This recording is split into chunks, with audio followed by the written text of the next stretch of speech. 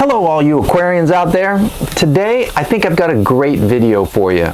It's the top 10 things I've either brought aboard or changed on Aquarius to make my life much easier. And so I'll start with number 10 and work my way down to number 1. And the fans didn't make it, though I'd like to be surrounded by fans like any hot sailor. The fans didn't make it, but if you want to know my idea about fans, it's in the links below, and it's my video just about fans. So with that, cue the intro.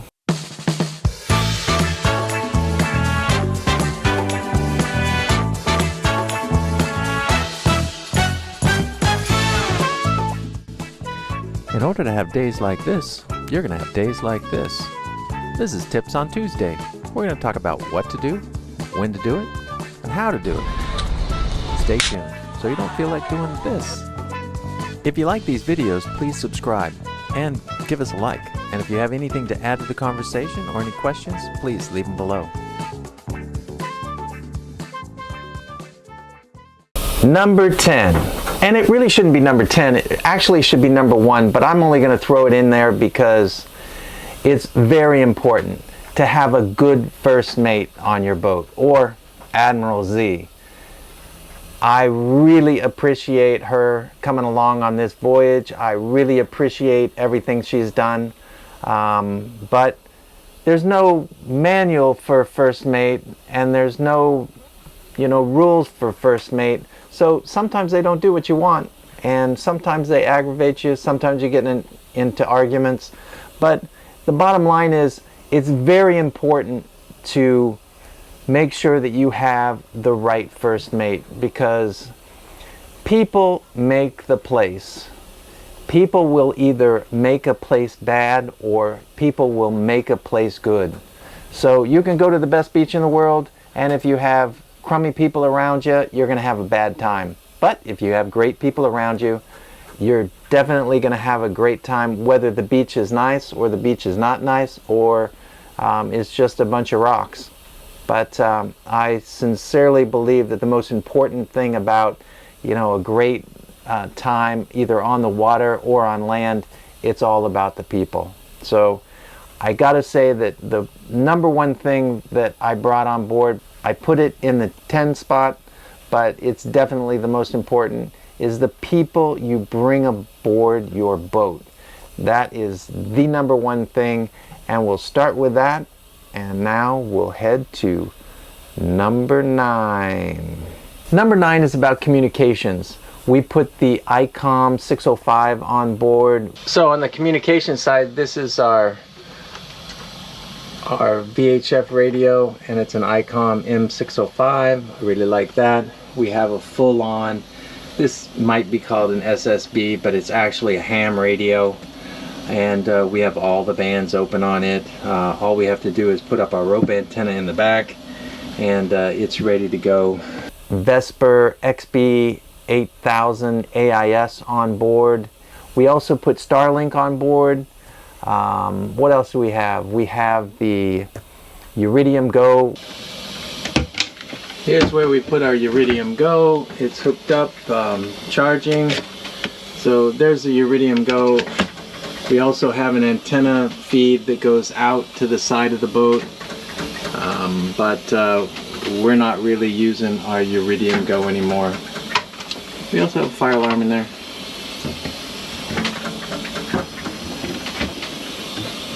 Which is the Iridium Gone, because I don't believe there's a place for Iridium Go anymore, because it's too slow.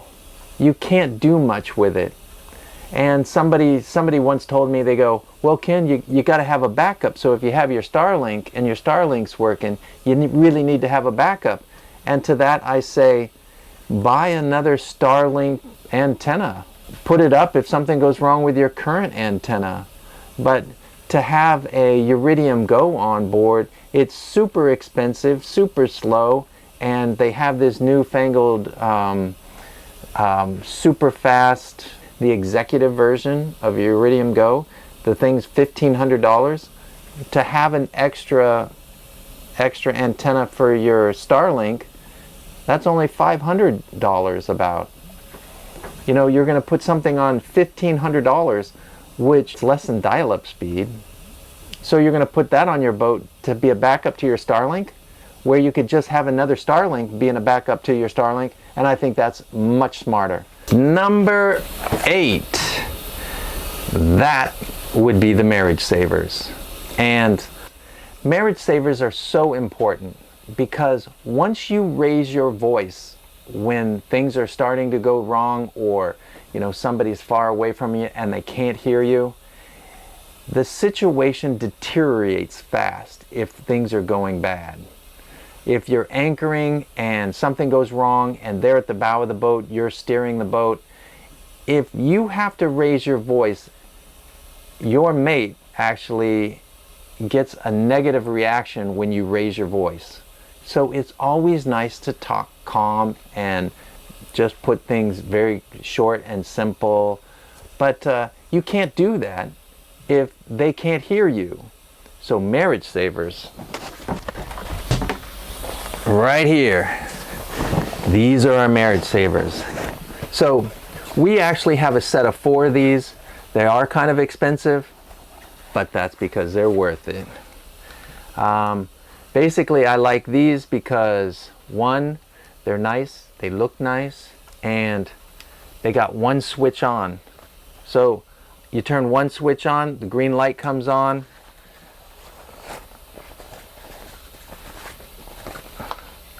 Turn the other switch on. Now one's the master and one's the slave. So this is the master and this one is the slave. So basically the green light means they're all connected up and you can talk, and the person at the bow of the boat can talk into one, you're listening and talking into the other, and it makes for a comfortable situation when you're coming into a dock or you're anchoring, because you can talk nice and calm, and when things start going wrong you can just say, hey, you know, you need to get that line in, you really need to get that line in.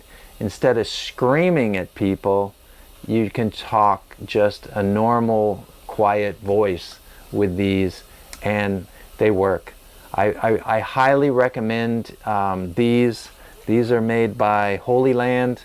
I would say, you know, if you don't have these and you're going into anchorages or you're going into marinas without them, those are the people without them are the people that you see screaming at each other, and it doesn't make for a good relationship with your first mate if you're screaming at them to do something. Next up on the list is the radar. We had to replace the radar on Aquarius, and that's because our radar was so old they didn't sell the magnetrons to replace the one that was in our radar. I probably would have kept that radar, but the new radar from Furuno has options that no other radar has right now, and though it's the low end of the market, it does what I need it to do. Though I would like to get a higher end radar that has some of the options that our Furuno has. I'll put the Furuno radar that we have up in a box up here. But anyways, the radar has a connection to Wi-Fi. It only has a connection to Wi-Fi. We run the radar up with a power line and that's it. Everything else is done off Wi-Fi. It only connects to an iDevice like an iPhone or an iPad. I don't like that, but they only wrote the software to connect to the iProducts. So we have 2 iPhones on board and we have 2 iPads on board. So we have backups for our radar connection. But anyways, since it connects over Wi-Fi, we can be in the back or we can be in the front. We can have 2 people have separate tabs where they set up 2 different areas where they want to know if anything comes into that zone. But and alarms, radar alarms. I will say one thing about radar.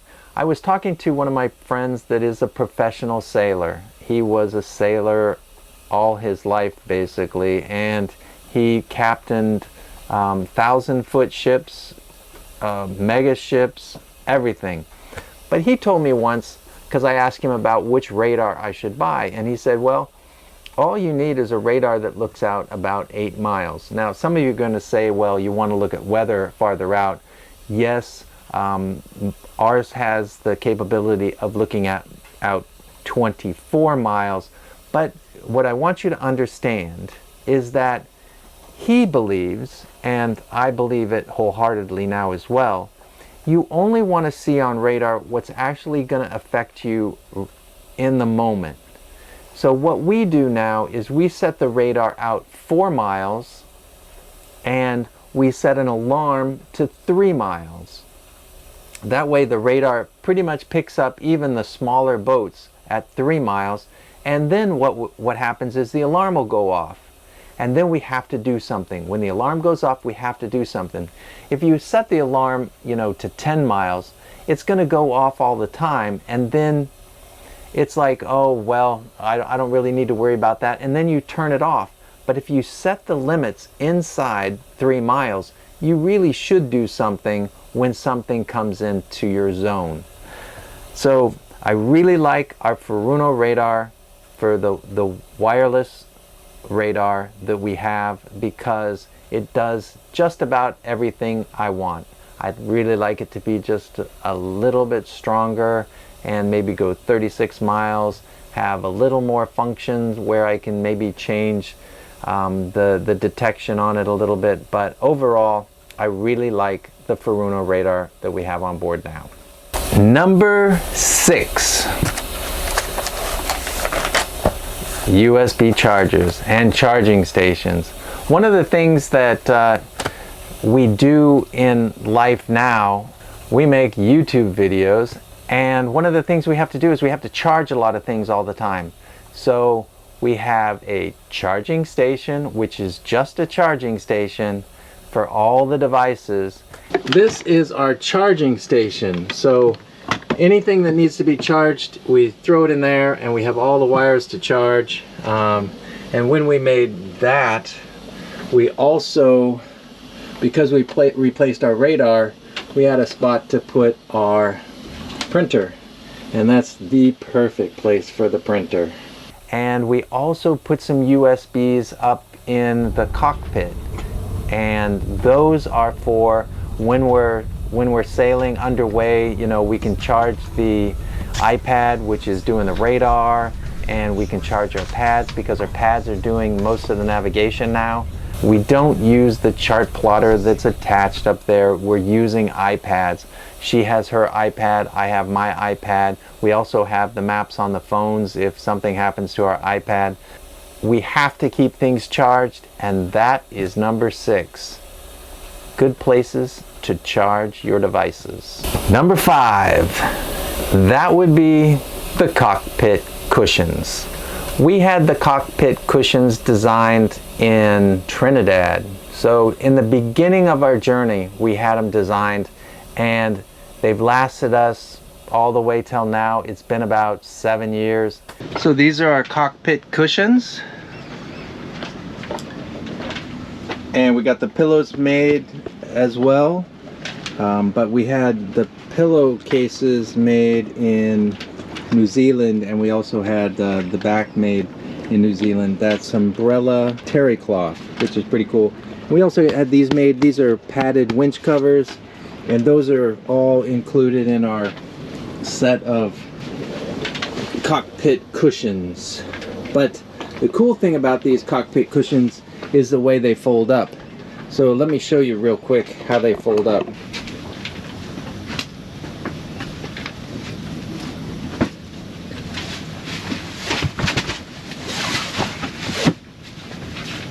So they come into a box like this, and you can take those down and you can store those in the companionway.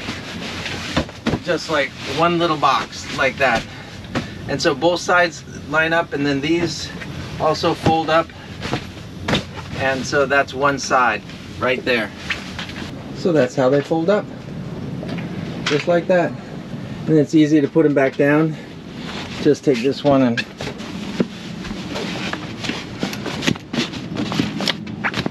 put it there, and then so there's a cutout. That's for the steering wheel.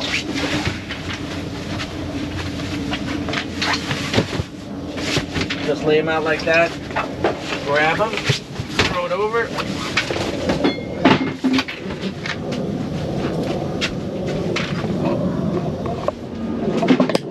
And there you go. Just like that. Some people made fun of me because I wanted these made, my padded winch covers, but they're just so freaking nice. And this terry cloth back piece is really nice as well. I can't say enough about that because it's like a towel you just lay down after you get done swimming. It's really nice. We just love these cockpit cushions. They actually fold up so they're easily put down into the companionway, and they're nice and easy. When I get back to Trinidad in, I think it's going to be about 6 months, we'll finish our circumnavigation. I'm going to get the person that made them before, I'll get him to make some sets of them. If you want the cockpit cushions for your Super Marmu, give us a call or contact us on www.sailingaquarius.com. Number 4. Number 4 is LED lights. I did a whole video, and I'll put a link below, on changing out my internal lights to LEDs. I did that for, you know, we have a light fixture right above us. I just bought the thing that you plug the lights, the actual LED bulbs into, and I changed that out, and then I just hooked up some LED bulbs. So the total price for each one of the light fixtures, I think it was in the range of $10 or so. And I changed out all the LED lights on the inside. The bulbs for these lights, these lower lights, we just changed out the bulb, and we changed that to LEDs. We also changed out the LEDs on the front. These are our lights, and I really gotta say that I love these lights.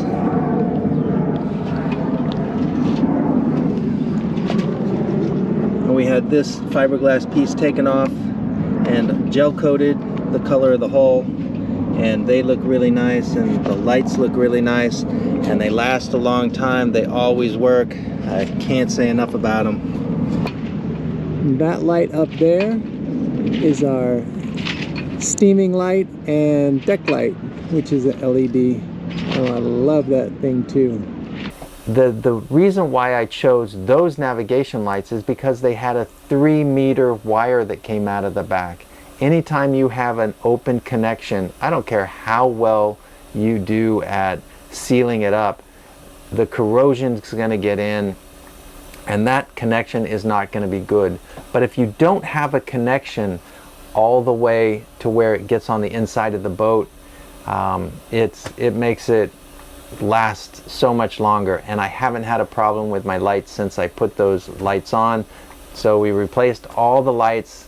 They're all LEDs now, and I am very happy about it. Number 3, the EcoPilot.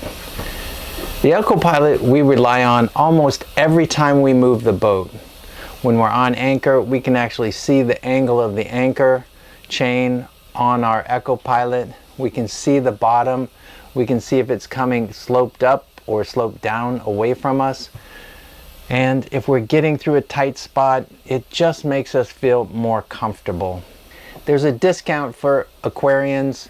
All they have to say that they want the Aquarius discount, and they'll get a discount on the EcoPilot. Give them an email, and the email's below if you would like to take a closer look at EcoPilot. It's great. You definitely should get one of those. Period. End of story. I've said that so many times, but you really need an EcoPilot. Number 2, When we first bought Aquarius, we had a solar arch put on the back. Now, putting solar on your boat makes all the difference in the world. We were able to go, a few days without running the gen set, and that made all the difference in the world. Jemp, who was on the boat when we actually put the solar on, said, man, if I would have known that it made that big of a difference, I would have done it 5 years ago. But having solar on your boat makes a huge difference, and that would be number 2. And we have an additional, we have 600 watts on the back, and we've got an additional 1,000 of panels that we can put out on the bimini or out on the deck if we need more power. We also have hookups for our solar that come out right here, and we can hook this up to the solar cells that we can put on our bimini. And the solar cells that we put on our bimini are right down here.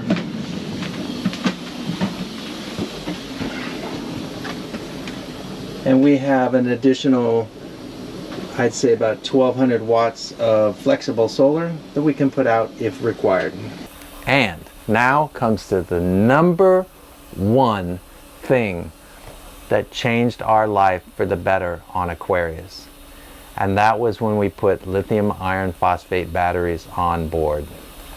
Now, when I bought the lithium iron phosphate batteries, we bought them directly from China, and I heard all these negative things about, oh, they're bad batteries or they're bad this. But to be honest with you, as far as I know, 99% of all the actual batteries, which is the components that go inside the batteries, are manufactured in China.